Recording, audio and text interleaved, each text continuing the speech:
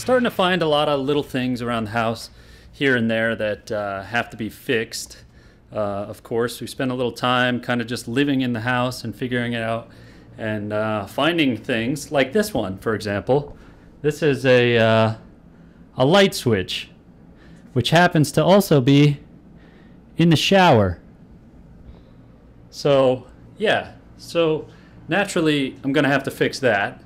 And there's just a lot of things like that around the house. There's light switches in weird places, you know. There's a lot of them kind of like this in the master, which are behind doors, which are weird. You know, usually if you come in a door, you kind of want to open the door up, be able to access the light switch. No, forget that. We'll open the door, we'll put the light switch on the other side of it, so you have to close the door to get the light switch. Makes total sense. It just makes perfect sense. So what I'm going to do right now is there's an outlet above the fireplace where I want to put my TV. And it's an older outlet, and that outlet is not grounded. So here's that outlet right there. So what I want to do is figure out what breaker that wall, that outlet goes to, and shut that off so I can figure out and ground that outlet. Found a sub panel, which Bailey's cleaning. Hi. Like women do. That's what they're supposed to do. Hey, Amanda. What? Sorry. I've got the living room lights on and the foyer light, which is on the same light switch. So these lights up here and this light up here are powered by the same switch over here. And this switch apparently does nothing. So I have to figure that out. Anyway, so I found this little sub panel, and of course, nothing is labeled, not one of them. So what I'm gonna do is I'm gonna kind of go through, I'm gonna switch them off, switch them back on, figure out, have Bailey yell to me, see if she finds out what they turn off, and then I'm gonna write it down here as to what they power, so I know for future reference. Here's a nice little thing. I don't know what that is. Just a hole in the wall with wires sticking out of it. Breaker number 1. Nothing. I got nothing. Turn it back on. Might be an outdoor, maybe outdoor lights. Maybe. We'll see. Nothing inside. Anything? It could also be the laundry room. All right, number 3. Nope. Nope. No. Maybe they don't go to anything. Maybe that's why they're not labeled. Anything? Nope. Son of a bee sting. Keep trying. Here we go. This is a 20 amp, so this is something bigger. Oh, that was kitchen lights. Kitchen! Ha! Of course, I got a Sharpie that doesn't work. Kitchen. All right. Oh, that was the front fans in the entranceway, living room and entry. Really? Yeah. There's also this room. There's also the AC in the front. Like the front AC. Oh wow, there's a lot of stuff on this one. So that's the one I want, because that one probably powers that wall. Yeah. Should plug something into it just to be sure, but that should be the one. All right, I'm gonna keep doing this for a little bit, figure it out, and go from there. Today's one of those frustrating days. I started off with a simple project this morning, which was replacing a sprinkler valve, which quickly became something much more involved, which is kind of what I've got going on here. So what happened was that this sprinkler system was not installed correctly the first time, and so it never had a sprinkler isolation valve to shut off the water from the main line to the sprinklers so that you could work on the sprinklers independent without cutting off the water to the house. So I had to shut off the water main to the house to work on repairing the sprinkler valves.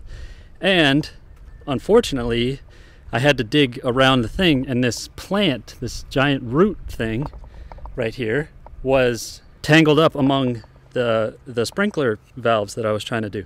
I had to cut that out, and unfortunately, when I cut a piece of the big root system. It was sitting directly on top of one of the pieces of the PVC pipe, which I didn't see because of the mud. I cut into the pipe. Oh, if I turn the water on now, it's just going to go spraying out of there because the main is on there. So I had to dig out all this. I had to take it all apart and find a place where, to do it right, now I have to install a sprinkler isolation valve, which wasn't something I was trying to do. Because none of this is threaded, it's all glued together, I got to rebuild this piece just to put it back together. But in the meantime, it sucks because right now I have the water main on for the house, so we have no water. So I need to run to the hardware store right now and get a isolation valve for the sprinklers for the PVC pipe so that I can get the water main, at least the water turned back on the house while I work on the rest of it. One of those projects where it started small and quickly grew because I had to make a mistake. It's frustrating. Kind of pissed at myself for cutting into the pipe, but you know, it happens. Everybody makes mistakes. So moving on, I'll fix it and then it'll be done right. I'll have a new valve so that I can shut off the sprinkler system independently of the main so I don't have to deal with this again and lose the water to the house. So that's what I'm going to be doing for the next couple hours. So fun times, fun times. We're in a much better place now. What I did was I installed this ball valve right here. This ball valve comes off the water line there, and what this does is it's an isolation valve so that I can now turn this on and off. The water's on now to the house, so we've got full water back inside the house, which is great. And now outside, this ball valve now controls the water supply to these sprinkler zones. Now we can work on the sprinklers if we have to without having to shut the whole house water off. And it was a pain in the ass to get all the stuff dug out and do everything, but at the end of the day, now I know that at least it's done right. So I guess there's some peace of mind there, even though it wasn't something I wanted to do. At least I know now that it's being put back together that it is done correctly. I still got some more work to do with the sprinkler system itself. It doesn't seem like the zones are wired and the timer and stuff is all busted. So there's still a lot of work to be done, but at least for now, once I put this back together, I can do manual watering of different zones if I need to. Although I'm not really watering much of anything right now because we're in a drought. So all this is kind of for what? Just to save me money because it was leaking before. So at least now it's not leaking and I'll be able to hopefully save some money on my water bill. This is one of the things that I love about this place. Take a look at this view I have out the front porch. Okay. Bam! Ignore my lack of grass, but look. You can see out, you can see the whole valley. Sunset's right over there. It's a beautiful thing.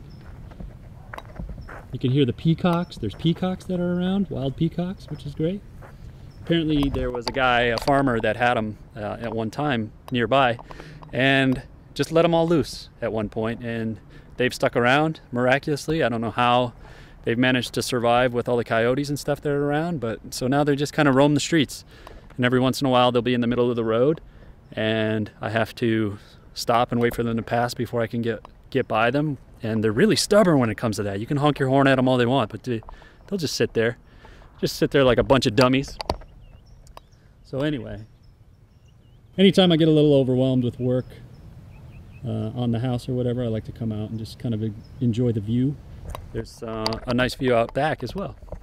Also, this is the first time you really kind of can see, I haven't really shown the front of the house at all thus far, but this is it. We've got some nice rose bushes that the previous owner had planted. They're really pretty when they're all in bloom. But yeah, it's a big, long ranch. It's got a lot of character, I would say. So that's the status update for the day. Hope you guys are having a great day. I'll see you guys later.